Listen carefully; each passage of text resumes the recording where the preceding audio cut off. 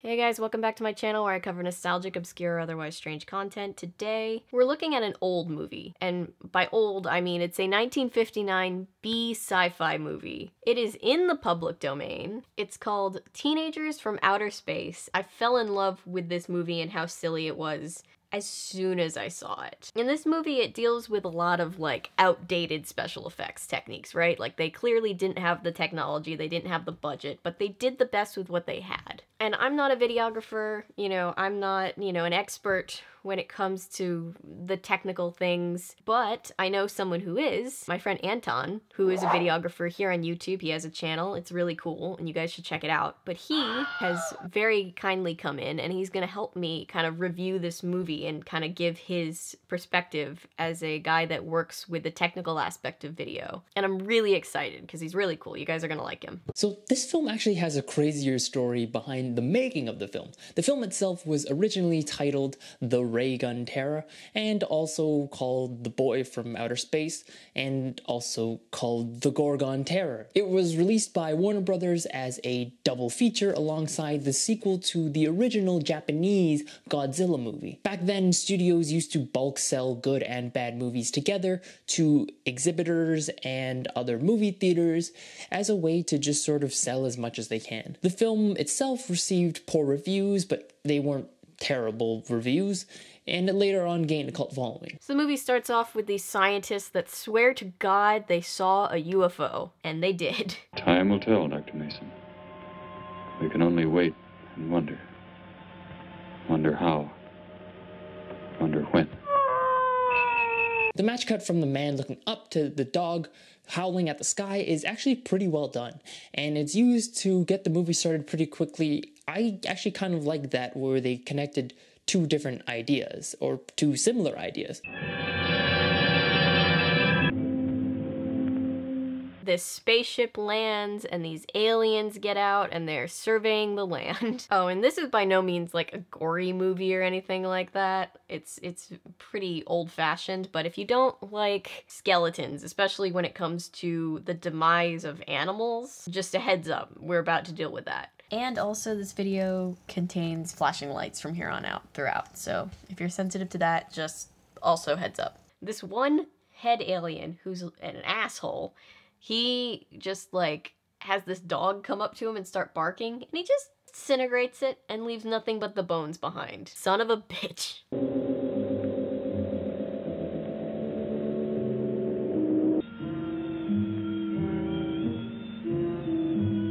This moment in the film is the save the cat moment. It's a term that was popularized by Blake Snyder to describe the moment where a protagonist does something that shows their empathy and brings the audience to their side. Report preliminary findings. Thor reporting. So these aliens are here because they need a spot to dump their killer monsters. Yeah, apparently it's like this species that they're raising for food, but it's like super deadly, so they're just like, we don't want to get eaten by it, let's let it eat another planet full of people. Good idea. But then the main alien, he's like the good guy alien, he pulls the disintegration gun thing on him and is like, not so fast, I like it here. That will not be necessary, Captain. Conditions here will be reported as unsatisfactory. Here you can see an example of the film breaking the 180-degree rule and creating confusing visual geography. What is that 180-degree rule? Well, basically all you need to know is that to allow viewers to know where characters are in relation to each other, you'll want to imagine your characters talking to each other on a straight line, with the camera avoiding crossing the line without purpose. That way your characters can appear to look at each other and not look in the same direction. I have found evidence of intelligent beings on this planet. Of what concern are foreign beings? Of none to you, Thor. And he talks about how he wants a family and a normal life. But I have learned how it once was. Families, brothers and sisters. There was happiness. There was love. Bless his sweetheart. From where have you learned such things? I have read. I have read from this book. So the exposition in this part seems oddly revealed. The protagonist starts off revealing he knows of the secrets and is suddenly carrying the books. It just seems a little bit off. I like how he's like, I learned about all this stuff in a book, and we never see the book. It's just like a random book. You were a fool, Derek. This book has poisoned your mind, and you shall suffer for it. So one of the asshole aliens is like, we don't value human life, and then he goes off on like a tangent about how they're better than humans. We are the supreme race. We have the supreme weapons. Keep him under guard, Thor. And he's like, Thor, keep an eye on this guy. And he doesn't mean like Thor with Mjolnir. He just means this guy. His name is Thor. But then they realize that their murder monster things can't even survive on Earth, so they're like, we'll go find another planet to destroy. And then Derek just books it. He's like, I don't want to go back. And he just runs off. He is the son of our leader. Derek? And they're like, shit, we have to go get him because he's the leader's kid, apparently. It is not dead.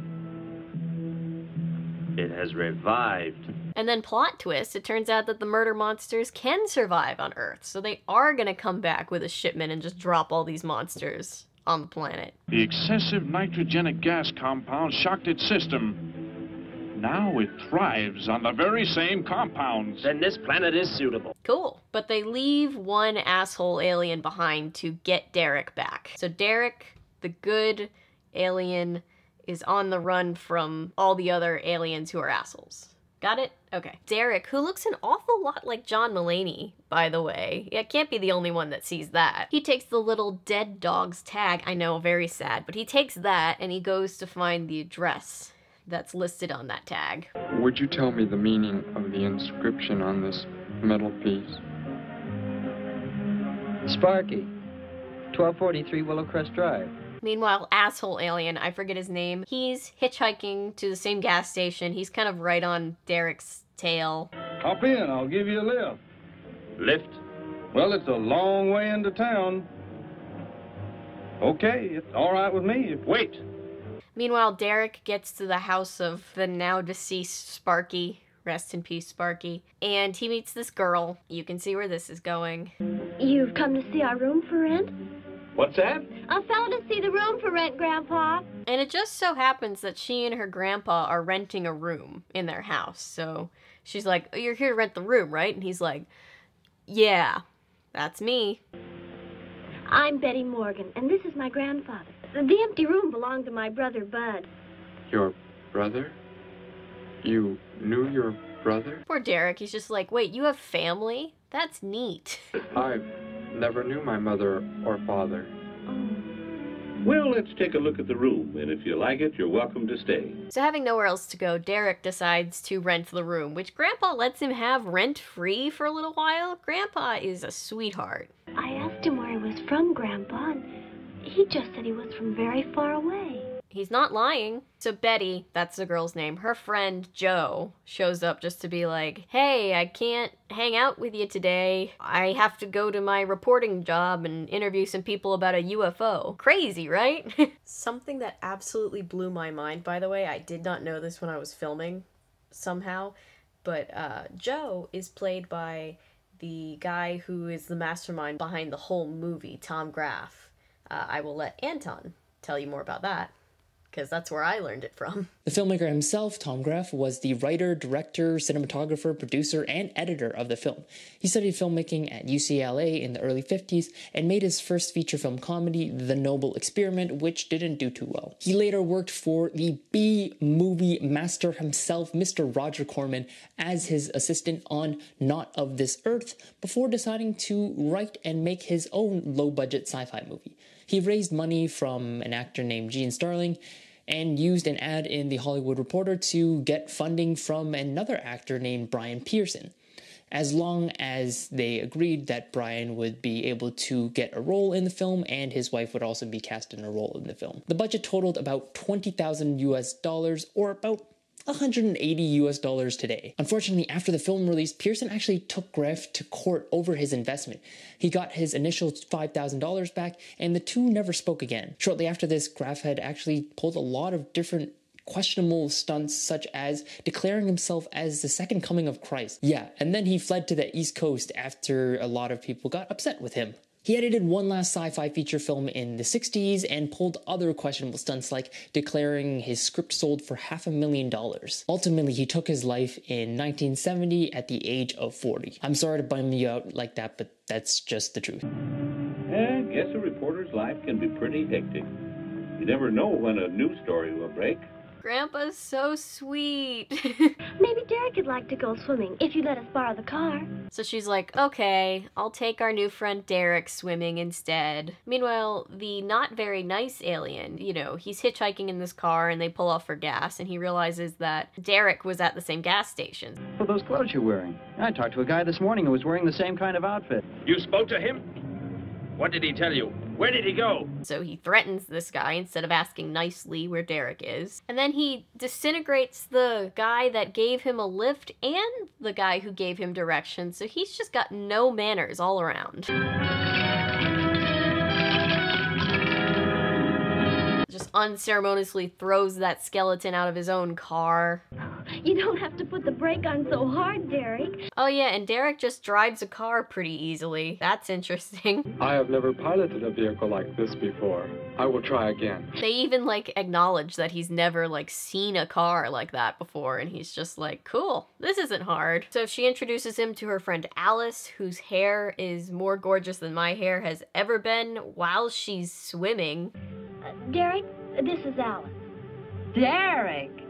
Hey, I like that. So she's kind of hitting on Derek a little bit, and then they go to get him some swim trunks so he can swim in the swimming pool. And then somehow he drops the dog collar thing in the water? What was that? I don't know how that happened. I don't know where it happened. It's Sparky's. Sparky's dog tag. So now he just has to tell Betty, hey, the real reason I came to see you, it's because your dog, he's not so much alive anymore. When I first arrived, I was with some others. One of them destroyed a small creature. And she's like, can you take me to see where you killed my dog, please? I mean, I know Derek didn't do it, but you know. He takes her to where it happened. And then the asshole alien at that point arrives at Betty's house, and the grandpa tells him where Betty and Derek have gone, and so he sets off there. But of course, Derek and Betty are now off to the dog murder scene. And this kind of just sets off a trend for most of the movie. It's kind of just like, they're just like haphazardly like staying one step ahead of this guy without even trying. You don't mean those old bones. You can see they've been here for a very long time. No. It was among these remains that I found the metal inscription. And so, upon seeing her dog's skeleton, poor Sparky, I'm not over it. You are not familiar with the focusing disintegrator ray? The what? Derek starts to tell her some more about, like, alien technology. She takes it very well. It projects an isolated beam which separates the molecules of living material in chain reaction. Horrible. I don't think she knows he's an alien yet, but still, she's taking it all in stride. I don't care where you're from. Somehow I feel that I've always known you. I like how she's just like, dude, I don't know who you are, but I like you. I don't understand all this. She's very sweet, but she's definitely one of those characters, those female characters that you see in old movies that's just like, I don't understand this. I'm just a little lady. Maybe Professor Simpson at the college. He's head of the science department. So, because she doesn't understand anything, they go to see this professor that she knows because he can help Derek. Let us go to the professor you speak of. We have to pass the house first so I can change. We're at the 50s grade. Meanwhile, the not-so-nice alien shows up at Alice's place and disintegrates her. I think you better get out of here before I call the police. You will call no one. Rest in peace, Alice. I can't wait to hear what Anton has to say about some of this because it's just beautiful. So the ray blasts in this scene and all the other scenes are actually a pretty simple effect, just shining a flashlight into the camera. It's a simple but it's pretty actually quite effective. The smoke effect was likely due to dry ice just dumped into the swimming pool, and the skeleton itself was actually reused for previous scenes and all the subsequent scenes, so. But Betty leaves a note for her grandpa telling him where they'll be, and then they leave to go see the professor. Hello. Hello, Gramps. This is Joe. The reason I called, I wanted to tell Betty I stumbled onto a double murder story that may keep me longer. It's the two guys that were killed at the gas station. Yeah. Well, gotta get busy now, Gramps. I'll talk to you later. Bye. Joe! Joe, I just found a note. Joe! And then as he's hanging up, Grandpa finds the note from Betty, even though it was literally right there and it was like this big. I love Grandpa, man. He's just great. And then, of course, he also tells the asshole alien where they are, so now he's tailing them to the professor's office. But asshole alien finds the professor before Betty and Derek do, and... You will speak to no one else. Bye-bye, Professor. Jeez, I know this seems really, like, silly and tame by our modern-day standards, but, like, this was in the middle of the Hays Code, so, like, this was probably really shocking for them. Probably, like, them pushing the boundaries. But she calls to check in with her grandpa. Grandpa, was somebody there? Somebody you told we were at the college? Oh, yes, a friend of Derek's. Did he find you okay? He's a murderer. He killed Professor Simpson, Grandpa. That certainly escalated quickly. Murderer? But are the police? Don't argue, Grandpa. Just get out of there. So Grandpa tries to leave before the alien catches up to him, but he doesn't quite make it. Did they return here? Tell me. Don't you dare hurt Grandpa. I will fight you. He convinces Grandpa just to take him to the college. Because what else is Grandpa gonna do? Meanwhile, Joe finds Alice's skeleton. Holy mackerel. So that's a bad day for Joe. They all end up at the college. There's a chase. Betty trips on something, stairs, I guess. There's a shootout between the alien with his disintegration ray and the cops. He disintegrates at least one of them. So Betty tries to fill in Joe a little bit. What? But how did you get mixed up in this? Since he killed Sparky out by the old mine, he's an insane killer, Joe. He goes off to help Gramps.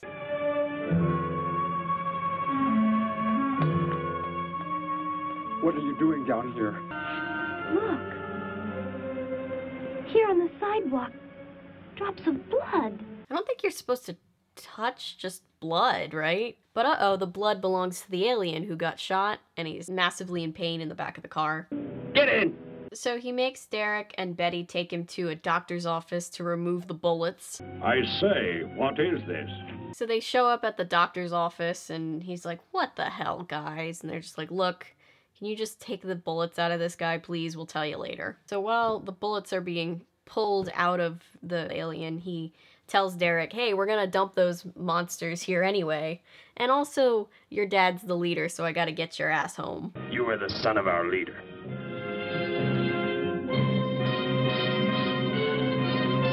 It's a weird day for Derek for sure. So he passes out from the pain, and the doctor and Betty and Derek all escape. They go to get the police and come back. Meanwhile, the asshole alien is not having a great time. Serves him right. But then the nurse comes in, and not knowing that this guy is like a terrible murderer, she's just like, I gotta help this guy who's passed out on the floor. And then the alien forces her to drive him someplace before they can get back with the police. Meanwhile, Derek is determined to save the Earth. The only chance is to duplicate the operation of the disintegrator. The men of science here might be able to do it if they could get Thor's as a model. Good for Derek. The reporters, meanwhile, find the cave where one of the monsters has been dropped off, and one of them gets eaten. Brutal. But then Joe chases the car that has the nurse and the alien in it. Oh my god, she just got thrown from the car. That is brutal. It looks like they did like a slowed down version that they then sped up, but oh my god, that's brutal. But it works out good for her because after that happens, the car with the alien goes over the ledge. I'm afraid the nightmare has just begun. That's a thing. And I thought he was dead at this point, but he survives to be put in prison, so that's good. Authorities plan to transfer him to city jail tonight. The fantastic murder weapon he used has not been located. Mystery still surrounds the disappearance of a man-eating beast said to have been in an abandoned mine shaft outside the city limits. Meanwhile, I really want to know what the meanwhile was, because what could have, you know, held precedent to be the meanwhile of, hey, we just arrested this alien and also somebody got eaten by a monster in a cave. Because it might be 1959, but that's some 2020 bullshit right there. You think he was just like, yep, the apocalypse is upon us. Meanwhile, in sports, Derek and Betty have a weird little moment. You make me angry, but I like you very much. Okay. And then Betty's like, you're an alien, right? And he's like, yeah, I'm an alien. What is it like? Where you're from? If you become ill, you are put to death. God, no wonder he didn't want to go back. Jesus Christ. I shall make the earth my home, and I shall never, never leave it. Derek really is a little cinnamon roll. Bless his heart. Ooh! Ooh! But then the monster that ate the guy in the cave shows up, and I really love this part because it's very clear that that monster is just the shadow of a lobster. I love that so much. So this could have been done by filming the silhouette of a monster, in this case the lobster, close to the lens in one shot and then overlaid on another film sequence later. Old hand-drawn animators used to work like this in something called layers, using something called cell technique. When it shows up, it has this, you know, this wonderful scream. Cinema gold. there it is! So after this, you know, search party gets attacked by the monster, Derek and Betty think they know how to, like, build a thing that will kill it. I may be able to repair the damaged part of the disintegrator. If I can, we will stop the Gargan and give the Earth a weapon against invasion as well. It's kind of confusing non-movie monster science, you know? This is Johnson at Station 86, out by the hills, due northeast. There's some kind of a monster. It suddenly bobbed up and seemed to touch the sky. I have not been drinking. No, I can't see it now. It must be behind the hills, but I'm getting out of here. That was a perfectly timed and not at all weird paced conversation. We have a bulletin just received. According to a report not yet confirmed, a beast of seemingly gigantic proportions has been sighted lurking in the hills due northeast of town. Yeah, so the guy in the news is like, oh shit, something big's going down. And so Derek and Betty head back out to the site where they saw the monster to kill it. Derek, look! The monster from the cave, it's approaching the town. Huh? Poor Grandpa, this is very stressful for him too. He and Joe follow them out there. Derek tries to put this thing that they built, he tries to rig it up on this like telephone pole to like amplify the power, I guess. Meanwhile, the big lobster monster is just like, caw-caw, in the background. Restore the power and it's ready. Hello? Turn the power back on. Okay. When you look at it again, it really just looks like a simple forced perspective shot. This effect is commonly used to achieve a difference in size or to make it look like you're playing with landmarks when you're at the Leaning Tower of Pisa or something. And you can tell that they overlaid the shot of the Gorgon with the shot of Derek as his gun goes behind the claw of the shadow, so it's actually in front of him. They get the power jacked up and they kill the monster.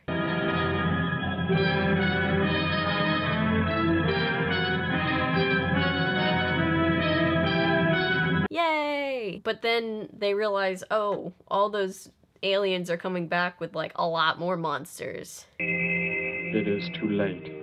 You mean they're coming? Yay, rescinded. So Derek knows that he is the only one that can save the Earth. So he changes back into his alien suit and pretends like he doesn't care about Earth anymore and that he's going back home. I want you to take me somewhere in your vehicle. I'm staying right here. You will do as I say. No, Derek, this isn't you. I don't know why he couldn't just let them in on his plan. I don't know what this whole part of it is, but, you know, he's doing what he can. Joe, don't, the disintegrator, it won't. Betty! Trust me, Betty. He probably just doesn't want Betty to follow him, but, like, she does anyway, so it didn't work if that was the case. I think I know where he's going. Out by the old mine. Oh, and he goes and busts the asshole alien out. Meanwhile, people are like, oh, shit.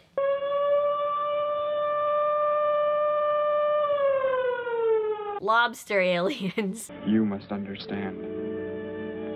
Death must come to all. You don't have to be so cheery about it, Derek. Derek manages to bluff his way into getting them all to think that he's still evil, and then he meets his dad. Your mistakes were made because of that book. It blurred your mind. Which is cool, but his dad's also an asshole, so that sucks. I like the no effort regal cape that he's wearing that's just like, it looks like just like a blanket with a little chain connecting it in the front. But basically he does all this so that he can get into the spaceship alone and then redirect the missiles with all the lobster monsters to aim for them. Hold course steady.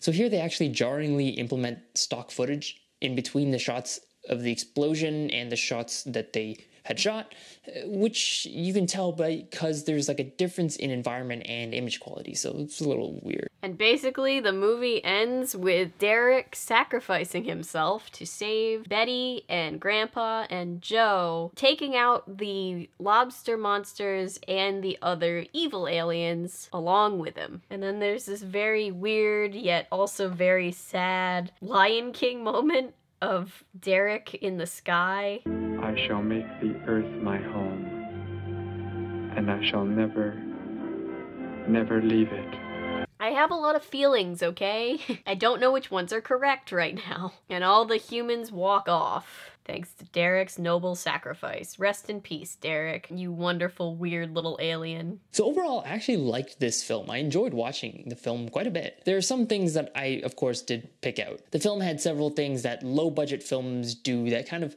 pull you out of it. Okay, so number one, the atomic disintegrator, or the ray gun, was really just a dime store toy. Also, the costumes were just basically flight suits with masking tape across them. And of course, the aforementioned lobster that they just filmed and put on top.